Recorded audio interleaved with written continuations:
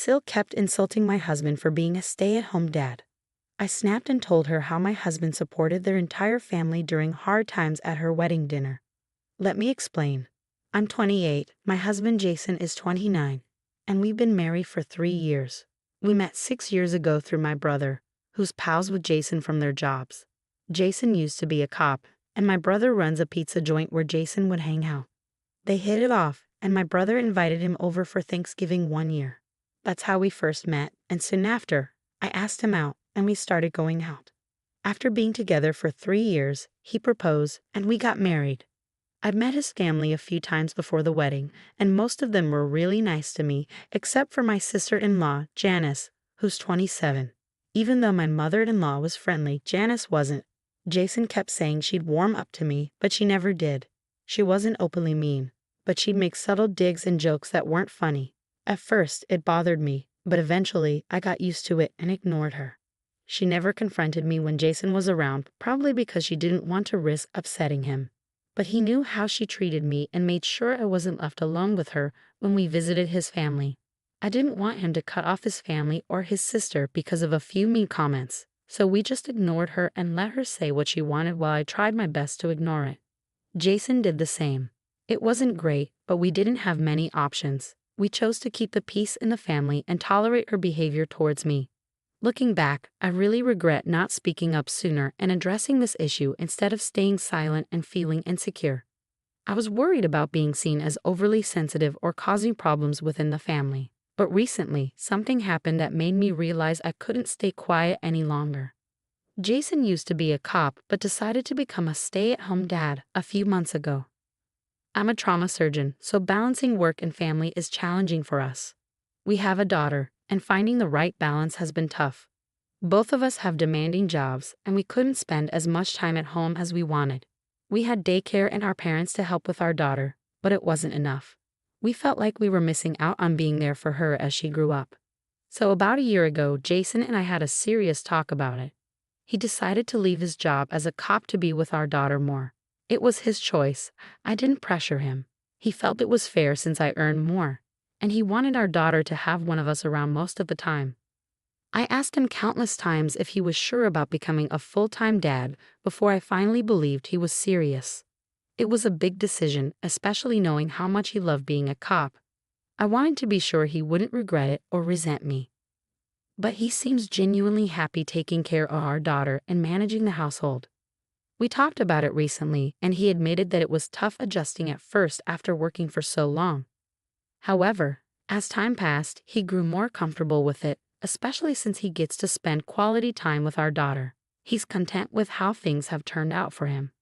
He doesn't have any complaints because he believes his dream job has shifted from being a cop to being a father, which he finds beautiful. However, his family doesn't share the same sentiment. I should have anticipated this because they're quite traditional. While they allow women to work, they don't approve of men staying home. None of the men in his family do household chores because they see it as beneath them. As a result, the women end up juggling both work and household duties, or they're pressured to quit their jobs, like my mother-in-law did. What's baffling is that they don't see anything wrong with this setup. They consider it normal. Jason and I both find this mindset ridiculous but haven't addressed it with his family to avoid pointless arguments and cover-ups for their outdated views. If they're content with their lifestyle, who are we to criticize? Luckily, Jason and I always divide responsibilities equally, and sometimes he even does more around the house if I'm working late. Now, with him at home full-time, we've adjusted, and as long as everyone's happy and healthy, and there's food on the table, the division of labor doesn't matter. However, his parents and sisters strongly disagree with this. They believe Jason's decision to leave his job and stay home makes him less of a man. They've been arguing about it for months. I initially tried to step in, but his parents made it clear it would only worsen their relationship. Jason didn't want me involved either, so I stayed out of it. It took them some time, but they eventually accepted our new arrangement and haven't mentioned it in months. It also helped that they had other things to focus on, like Janice getting married. Her boyfriend of 2 years, Harry, proposed, and suddenly everyone was preoccupied with the wedding plans, which took the spotlight off Jason for a while. We were grateful for the distraction because it gave us some relief from the pressure. His family stopped questioning Jason's decision to leave his job, and we thought the issue had blown over. But at Janice's rehearsal dinner yesterday, the topic resurfaced, leading to my outburst. With Janice's wedding happening soon, we need to address this quickly. It's urgent, so we'd appreciate a prompt response. During dinner, Jason and I sat across from Janice and Harry, surrounded by their parents and a few other relatives. We were all engaged in a pleasant conversation, nothing too contentious, and I was relieved that things seemed back to normal with his family. It was a significant improvement, especially considering how upset they had been when Jason left his job. I didn't expect any trouble, but then Janice veered off topic and asked me about my work. I felt uneasy but answered politely, hoping to avoid any conflict. However, I sensed where she was headed. I kept my response brief, hoping she'd drop it.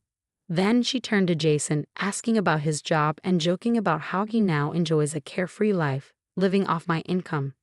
She didn't stop there, insinuating that I was the one in charge now. She made a string of jokes that hit below the belt, teasing Jason while he tried to maintain a smile and ignore it all. But I couldn't bear it any longer. I lost my composure. It felt like years of irritation and months of dealing with Jason's family and their outdated beliefs have finally boiled over. Something inside me snapped, and I decided to address the elephant in the room. I told her that despite her jokes, Jason was a better man and person than anyone in their family combined.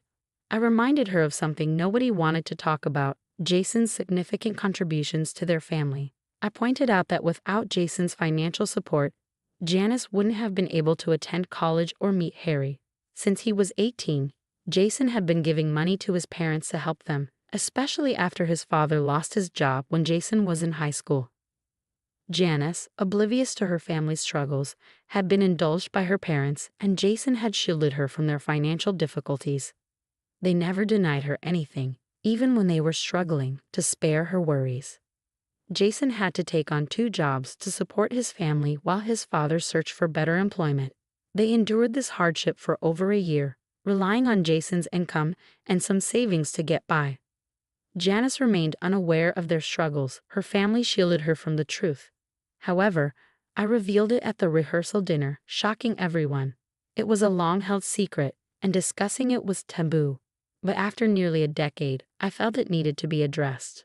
Now, Janice understood the sacrifices her brother had made for her, and she had no right to mock him. While others may have kept the truth from her to preserve her innocence, I couldn't remain silent. My revelation left the dinner table in silence, prompting Jason and me to excuse ourselves. As we walked back to our hotel room, silence lingered between us, and even after we arrived, we avoided discussing the events of the dinner. I knew the situation would escalate, and so did Jason, but his lack of further discussion signaled that he didn't believe I had done anything wrong. Therefore, we didn't feel the need to talk about it. However, it did indeed blow up. The next morning, I was awakened by knocking on our door. Jason's parents were there, wanting to talk to me immediately. After they came in and we all sat down, they cut to the chase. The family expected me to apologize to Janice. They felt that what I had revealed at dinner had been kept from her intentionally, and it wasn't appropriate for me to disclose it. The mood of the evening had been ruined, they explained, as Janice was now miserable and couldn't stop crying, all because of what I had said. They argued that Janice was simply teasing Jason in a typical sibling manner, so there was no need for me to react so defensively and reveal such a significant family secret, knowing the impact it would have. Janice now felt immense guilt, expressing how she had unknowingly burdened the family for years. She was in turmoil, repeatedly apologizing to her parents. This meltdown was precisely why they had shielded her from the truth all these years. They believed she was emotionally fragile and incapable of handling such revelations, a sentiment that seemed evident in her current state. Now, they expected me to apologize to Janice and the rest of the family for my outburst. They're also urging me to reassure her that my comments at dinner weren't meant to hurt her and to resolve this situation. I have until the end of the day to decide, but they want me to act before her wedding tomorrow. Luckily, there's a 1-day gap between the rehearsal dinner and her wedding due to some of her friends arriving today, giving me time to think.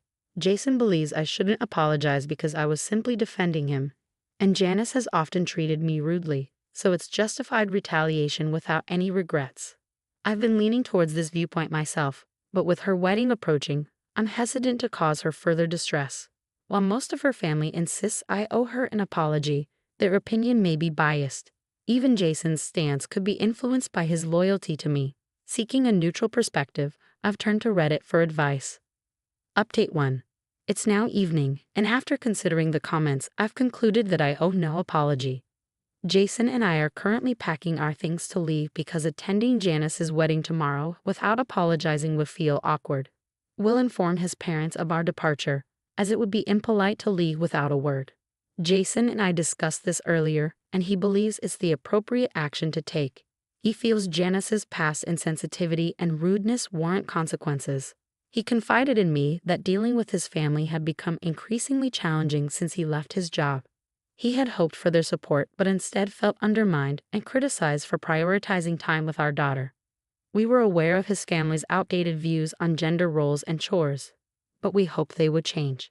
However, they chose to cling to their traditional beliefs rather than adapt. If we decide to cut ties with them now, it's because of their lack of support. We're content with our lives, and if they can't share in our happiness, we prefer not to engage with their negativity. Their behavior over the past few months has been consistently critical and pessimistic towards our choices. So it's time for us to say goodbye to these individuals. Honestly, Jason and I only stayed connected out of a sense of duty, but we can't endure their behavior any longer. I've tolerated enough disrespect disguised as jokes and concern, as has Jason. It's crucial for us to establish boundaries and make it clear that these boundaries are non-negotiable. We refuse to tolerate such treatment any longer.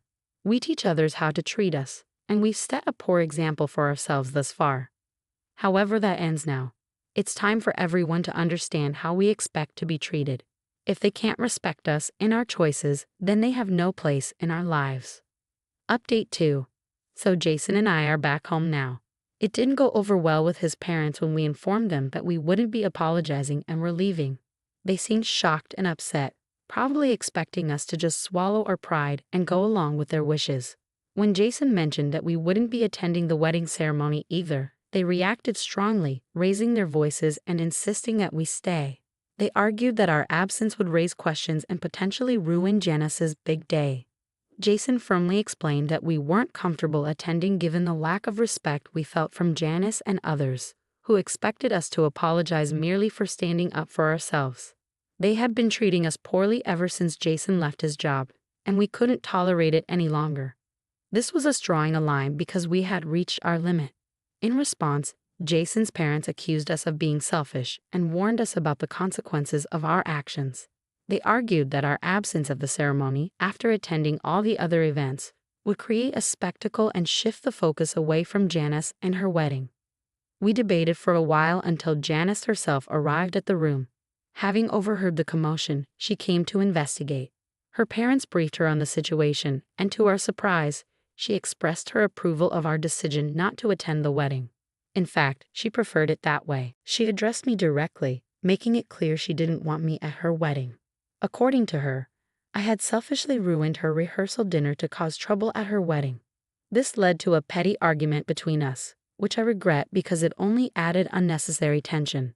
However, it provided us with an excuse to leave without further confrontation. They didn't try to stop us as we departed, which was a relief as we lacked the energy for another argument. We wished Janice well with her wedding, but we no longer wished to associate with her or Jason's parents. Reconciliation might be possible if they apologize, but I doubt that will happen anytime soon. For now, we're simply relieved to be home. We picked up our daughter from my parents' place on the way back, and Jason is currently playing with her while I write this update. Despite the turmoil, our family feels perfect just the way it is, and I won't let anyone convince me otherwise. Update 3. Hey everyone, it's been a day since the wedding.